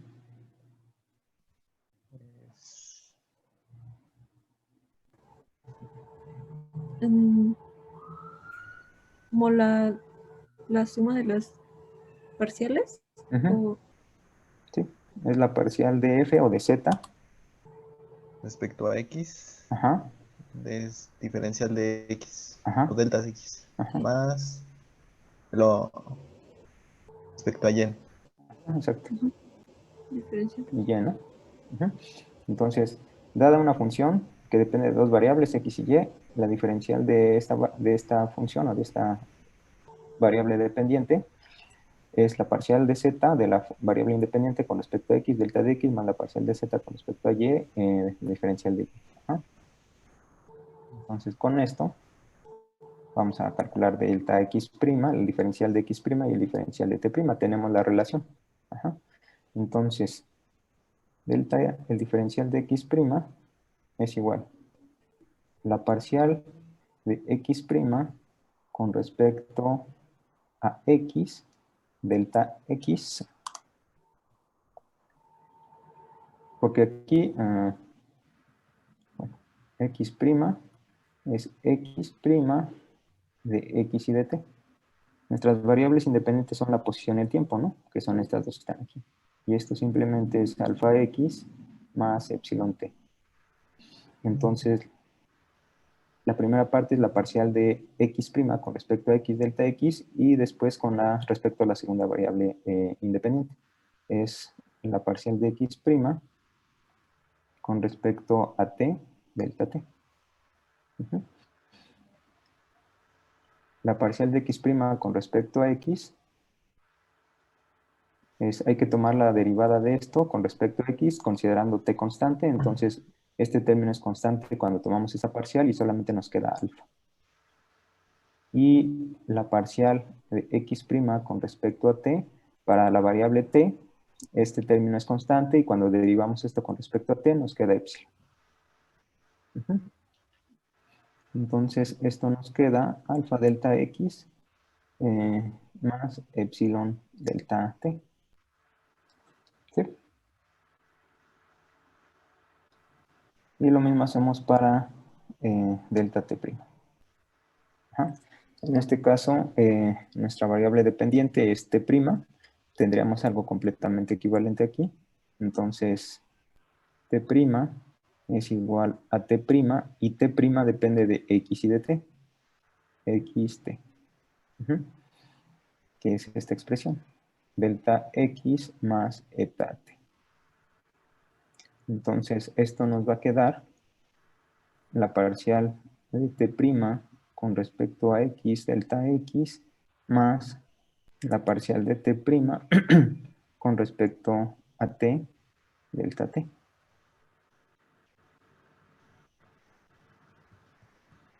Ajá. Ahora, la parcial de t' con respecto a x, esto es t' y si derivamos esto con respecto a x, todo esto es constante. Y aquí nos queda, cuando derivamos con respecto a x, delta x, solamente delta. Y la parcial de t' con respecto a t es para t, esto es constante, y cuando derivamos esto con respecto a t nos queda eta. Entonces esto nos queda delta x más eta delta t. Entonces ya tenemos las dos diferenciales. ¿Qué es lo que queremos hacer aquí? Estamos proponiendo esta transformación, que es lineal. Lo que queremos encontrar es cuánto tienen que valer estos coeficientes, alfa, epsilon, delta y eta. Esa es la idea. Si los podemos encontrar, pues ya tenemos esa transformación. Entonces, para eso vamos a hacer este procedimiento. Entonces, ya que tenemos eso, calculamos esta razón de diferenciales, delta x entre delta t'.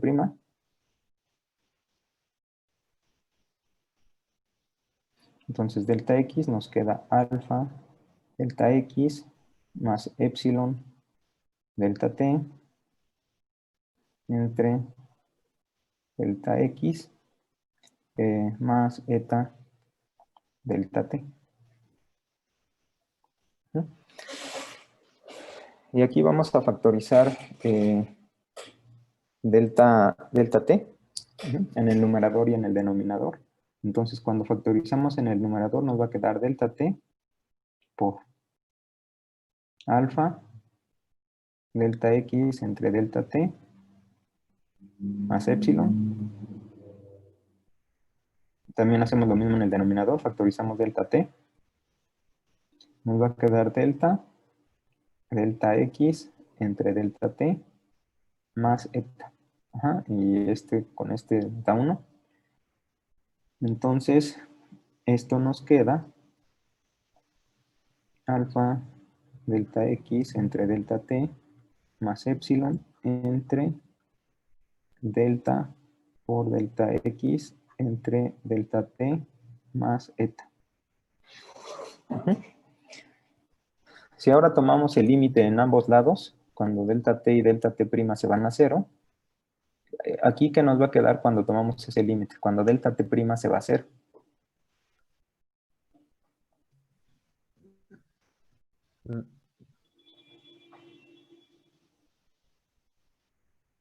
La velocidad, ¿Cuál velocidad? Bx'. Ajá, porque esto está medido en el sistema primado, es delta x' y delta t'. Entonces, esto es delta x entre delta t, ajá, pero todo en el sistema primado. Entonces, esto va a ser igual a bx'. Ujú.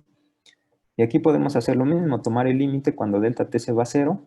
Y aquí no hay ningún problema, porque como saben, si los límites si tienen una razón, si quieren calcular el límite de una razón, y los límites del numerador y del denominador existen, el límite va a ser igual al límite del denominador entre el límite del denominador.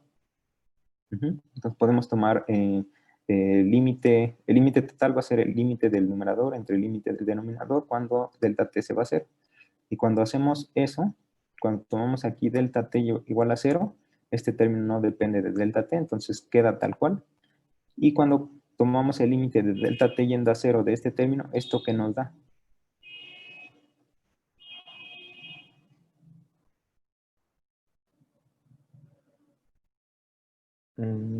¿Sí, sí es claro o lo voy a escribir? Entonces, queremos calcular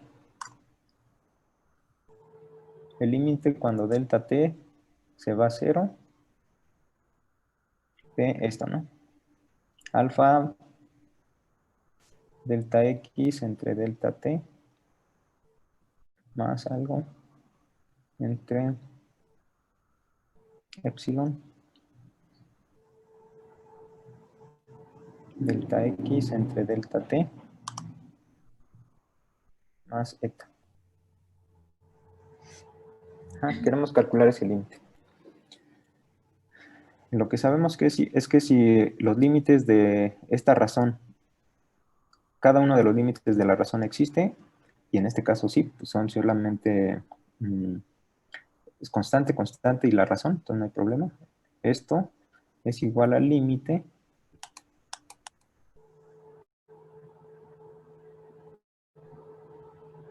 cuando delta t se va a 0 de alfa delta x entre delta t más epsilon. Y aquí es también el límite cuando delta t se va a 0 de delta x entre delta t más eta. Y esto es igual bueno, este es una constante, entonces, bueno, lo voy a poner aquí.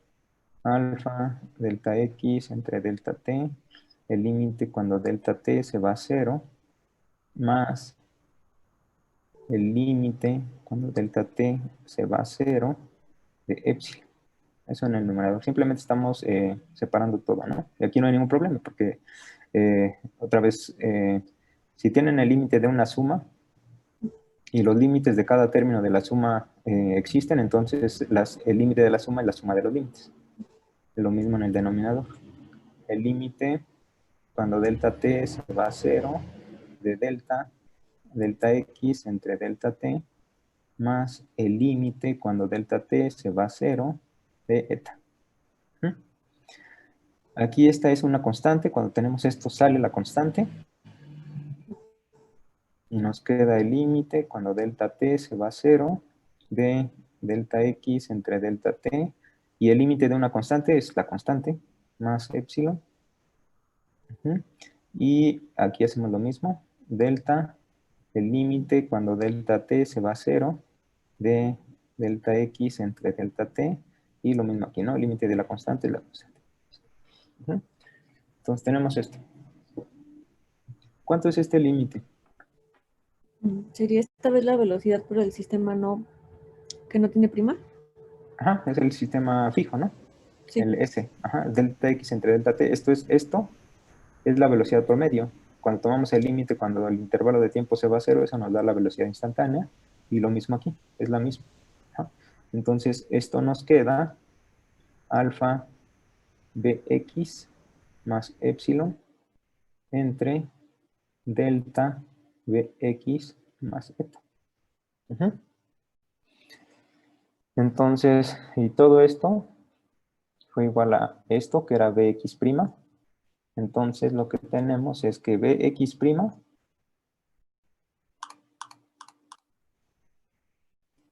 lo voy a... Bx' es todo esto, alfa Bx más epsilon entre delta Bx más eta. Tenemos esto. Lo mismo podemos hacer con By, con el caso de la dirección en Y y en Z. Para el caso en Y, queremos calcular delta Y' entre delta T'. Ujú. De esta, ajá. Pero aquí no hay ningún problema porque Y es igual a Y. Y' es igual a Y. Entonces delta Y' tiene que ser igual a delta Y. ¿Sí?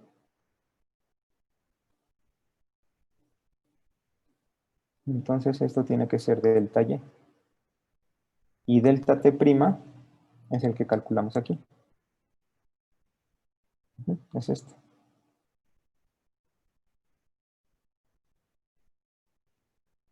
Ajá, delta T' es delta X.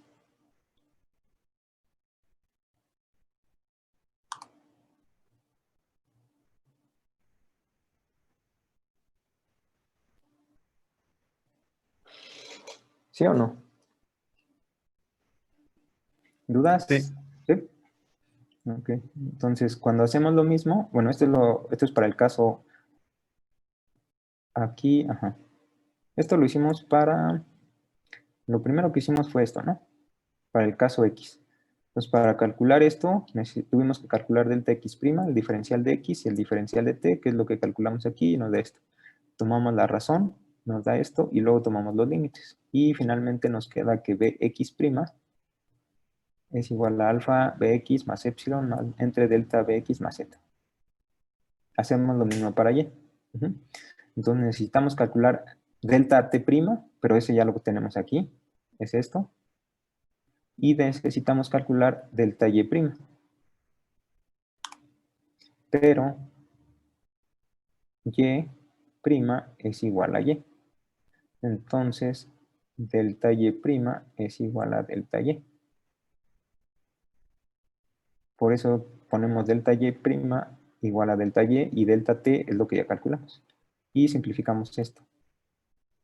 Como hicimos en el caso anterior, factorizamos un delta T y esto nos va a quedar delta T por delta X entre delta T más eta entre delta Y. Ujú. Y vamos a reescribir esto. Esto es igual a escribir esto. Delta Y entre delta T entre delta por delta X entre delta T más eta. ¿Sí?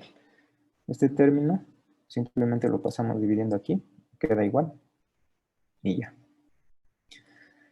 Y ya, como en el caso anterior, tomamos el límite en ambos lados cuando delta T' se va a 0 y delta T se va a 0. Entonces, el límite cuando delta T' se va a 0 de esto, delta Y' entre delta T' es la velocidad en el sistema primado, pero ahora de la coordenada Y, en la dirección Y. Entonces, esto es By'.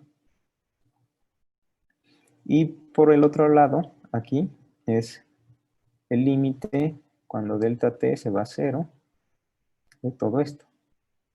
Delta y entre delta t entre delta x entre delta t más eta. Ajá. Y otra vez, si los límites del numerador y el denominador están bien definidos, entonces podemos separarlo, que es este caso. Entonces, esto es igual al límite cuando delta t se va a 0 de delta y entre delta t entre el límite cuando delta t se va a 0 de, ya voy a separar aquí de una vez, delta x entre delta t más el límite cuando delta t se va a 0 de eta. Y eso es igual. Entonces, cuando tomamos el límite cuando delta t se va a 0, ¿esto aquí es igual?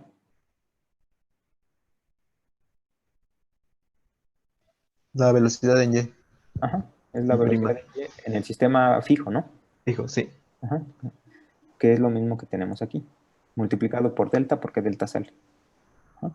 Ah, pero aquí es para y, ¿no? Es la velocidad en y, en x, perdón. Ajá. Entonces tenemos by entre delta bx más, aquí es z como en el caso anterior. Ajá. Y todo esto es by'. Entonces by' es igual a by entre delta bx más eta. Ujú. Entonces ya tenemos bx',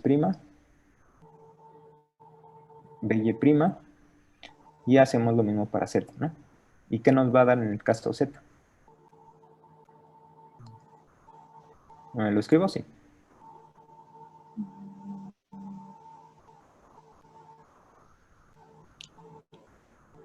Nada más cambiamos la Y por Z, ¿no? ¿En dónde? O sea, es lo mismo, pero Ajá. es subíndice. Aquí, ¿no? En todo este desarrollo. Ajá, ajá, Ajá. sí, sí, sí. Sí, exactamente. En el caso anterior no, porque aquí, en el caso anterior es diferente.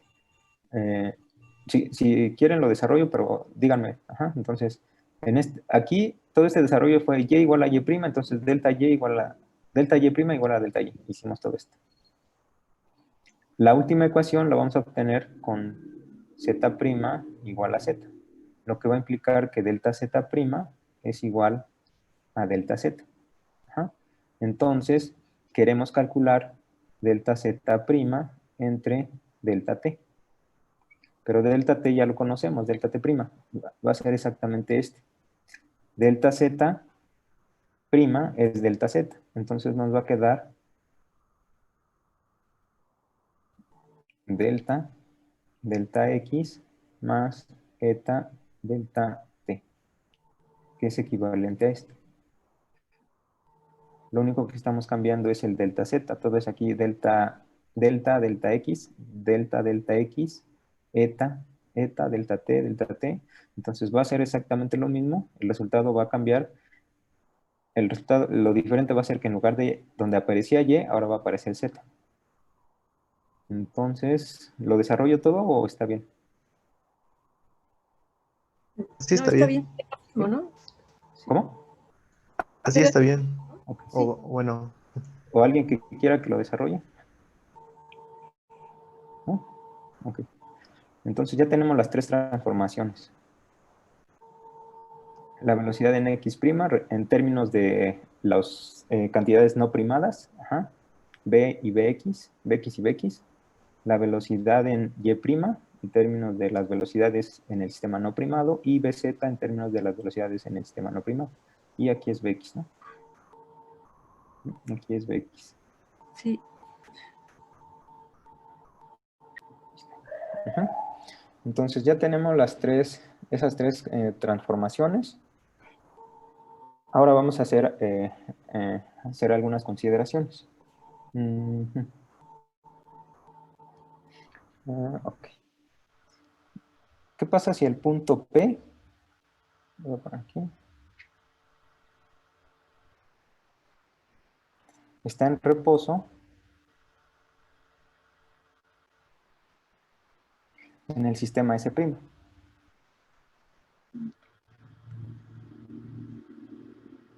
¿Cuánto vale Bx'? Pues Tenemos dos sistemas, el sistema fijo y el sistema que se mueve. Aquí está, ¿no? Este es el sistema fijo, el en negro, y el sistema en rojo es el sistema que se mueve. Y nos estamos fijando en una partícula, en un punto. Si nos dicen que este punto está en reposo en este sistema en rojo, alguien que está aquí parado en el sistema en rojo, que se está moviendo, ajá, dice, esta partícula está en reposo respecto a donde yo la estoy midiendo. ujú, Entonces, ¿cuánto va a ser Bx'? 0, 0 By', 0. también. ajá, y También el Bz'. Z. Exacto. ¿Sí es claro? Sí. Ok, porque esta partícula no se mueve respecto a ese prima. Ajá. Alguien que está en el origen de ese sistema primado va a decir, no se está moviendo. Entonces, como no se está moviendo, las velocidades en este sistema son cero. Ajá. Entonces, Bx' es igual a By' igual a Bz'. Y todas tienen que ser cero. Ujú. En el sistema S, ajá, ¿cuánto tiene que ser esa velocidad? La velocidad v, ¿no? La componente de velocidad con la que se está moviendo el sistema rojo. Ajá, exacto. Tiene que ser esa velocidad. Porque si esta está fija en este sistema en rojo, es como si tuviéramos aquí y la clavamos, ¿no? Está clavada, no se mueve en el sistema en rojo. Pero alguien que está en el sistema fijo, sí va a estar viendo que se mueve. Aunque está clavada en el sistema rojo, va a ver que se va a mover con la misma velocidad con la cual, al cual se está moviendo el sistema en rojo, que es la velocidad v. ¿Sí? Entonces, esa velocidad de esa partícula en el sistema S es v. Ujú. Entonces, con estas consideraciones vamos a aplicarlas a la primera de las ecuaciones que obtuvimos, que era esta. Bx',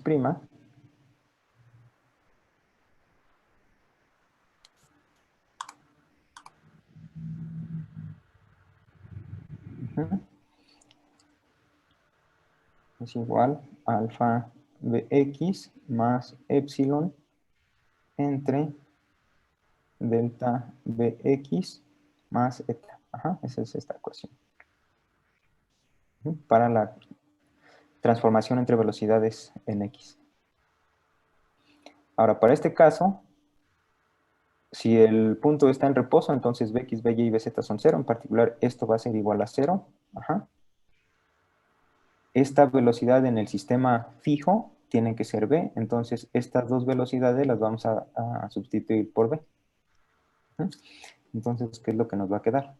Esto nos va a quedar que alfa por v más epsilon entre delta por v más eta tiene que ser cero.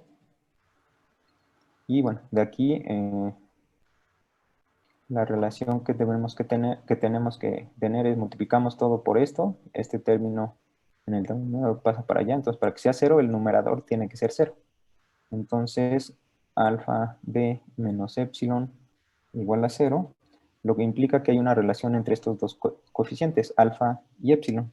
Entonces alfa por b es igual a epsilon.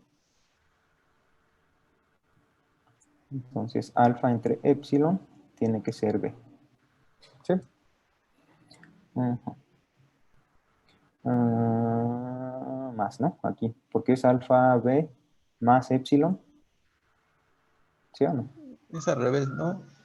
Epsilon sobre alfa es igual a B. Ajá, a ver, espérame. Sí. Ujú.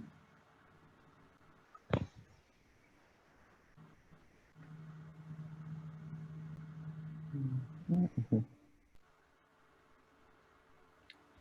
Ajá, pero ve este signo aquí, porque esta es la transformación entre los dos sistemas, ¿no? Bx' igual a alfa bx más epsilon entre este. Para que esto sea igual a 0, el numerador tiene que ser 0. Y para que el numerador sea 0, alfa por b más epsilon tiene que ser 0. Aquí le había puesto menos. Entonces, alfa por b tiene que ser igual a menos epsilon. Y esto, o la relación entre estos tiene que ser menos b. ¿Sí? Sí. Ok. Ahora vamos a hacer otra consideración. ¿Qué pasa si el punto P está en reposo en S?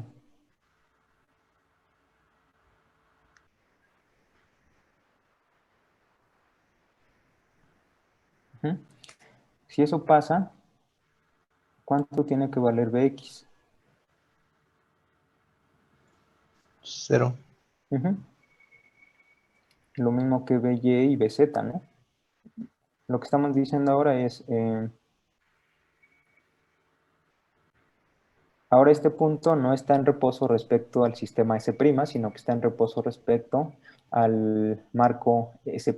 Entonces, esta persona, en negro, ve aquí este punto fijo. Entonces, la velocidad de este punto medida por esta persona va a ser 0. Entonces, Bx igual a By igual a Bz igual a 0. ¿Sí? Y una persona que se está moviendo en el sistema en rojo, en el sistema primado, ¿qué velocidad va a medir o va a ver? Menos b. Ajá, exacto.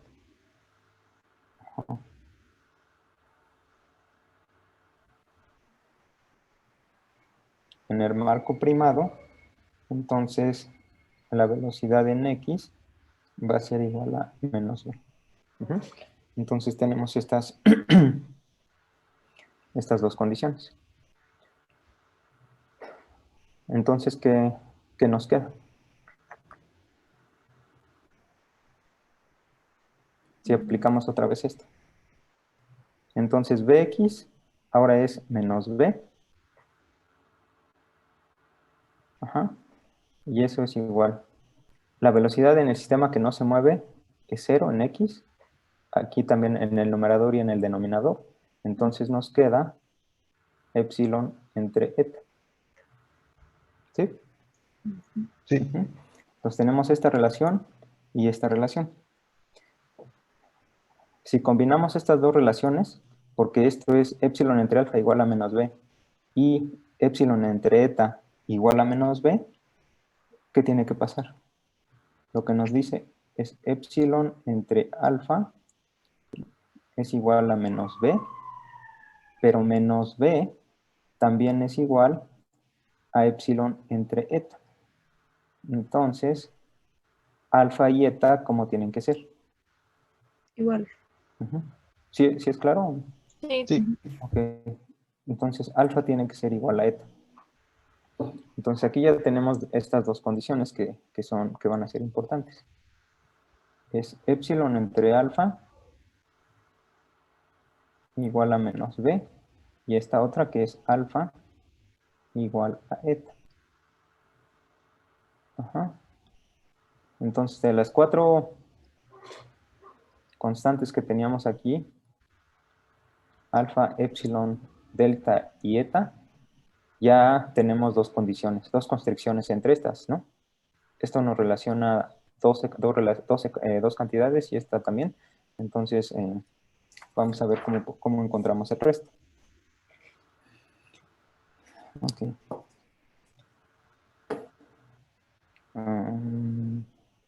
Bueno, nos vamos a quedar en esta relación porque ya faltan 3 minutos. Mañana seguimos con esto. Entonces tenemos estas relaciones. Lo que queremos es encontrar esto, ¿no? Estas constantes que nos hacen falta. Aquí. Para ver cómo tiene que ser la transformación entre dos sistemas de referencia inerciales, que nos va a dar las ecuaciones de transformación de Lorentz. Entonces, ¿está bien o quieren que desarrolle más cosas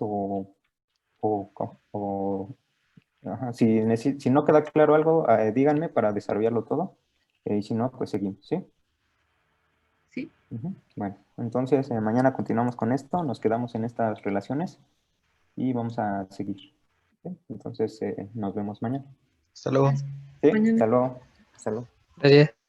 Sí, nos vemos. Hasta luego. Adiós.